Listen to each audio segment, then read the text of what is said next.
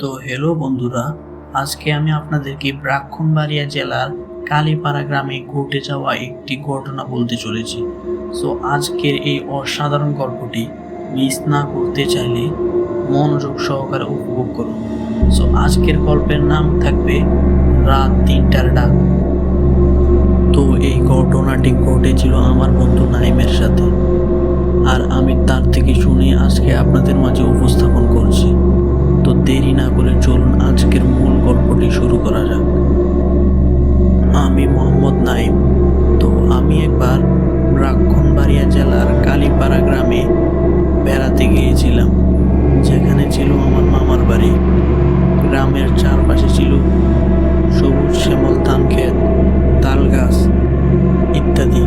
আর এক পাশে ছিল পুরনো এক স্কুল ঘর। আসলে স্কুল ঘরটি ছিল রহস্যময়, একটু ভুতুড়ে।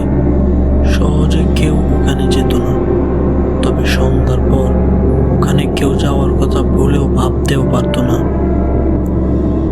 আমার মামা আমাকে বলেছিল, যদি তোকে কেউ রাত 3টার পর ডাকে, ভুলেও পিছনে ফিরে তাকাবি না।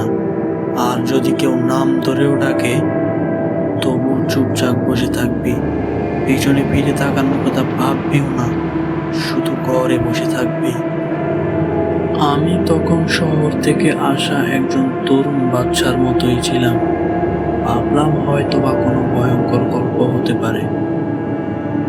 কিন্তু একদিন রাত ঠিক 3টা 1 মিনিটে আমি সেই ডাক শুনতে পেলাম। একটা হালকা ফিসফিস কণ্ঠ, খুব পরিচিত, যেন আমার মা ডাকছে।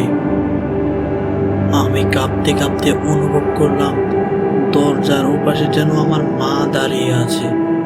আমি কাঁপা কাঁপা গলায় আস্তে আস্তে বললাম, মা, তুমি তো কুমিল্লায় ছিলে, তাহলে এখানে কি করছো? তখনই আবার বলে উঠল, এই সিয়াম, দরজা খোল। তখন আমি কিছুটা সাহস পেয়ে বললাম, মা, তুমি তো কুমিল্লা আছো, এখানে এলে কিভাবে? কিন্তু দরজার ওপাশ থেকে কোনো সাড়া পাচ্ছি না। শুধু দরজার নিচ দিয়ে একটা ছায়া দেখা যাচ্ছে। খেয়াল করে দেখলাম ছায়াটার পা নেই। আমি পেছনে সরে এলাম। হঠাৎ দরজায় খুব জোরে 3টা টোকার শব্দ হলো, ঠক ঠক ঠক। তখন আমার মুখ দিয়ে যেন কথা বের হচ্ছিল না। আমি যেন জ্ঞান হারা হয়ে বসে আছি, আর ছায়াটা যেন আস্তে আস্তে হাওয়ায় মিলে গেল, আর আমি বেহুশের মতো হয়ে পড়ে রইলাম। সকাল হয়ে উঠলাম, তখন গ্রামের এক বুড়ো নানাকে সব কিছু খুলে বললাম। তিনি কাঁপা গলায় বললেন, একবার সে যদি কারোর নাম ধরে ডাকে, আর যদি কেউ উত্তর দেয়, সে তার ছায়া কেড়ে নেয়, আস্তে আস্তে তার গলার আওয়াজ কেড়ে নেয়। তখন আমি নানাকে জিজ্ঞাসা করলাম, আমি যদি তার ডাকে না বলতাম, কিছুই না বলতাম, তাহলে কি হতো?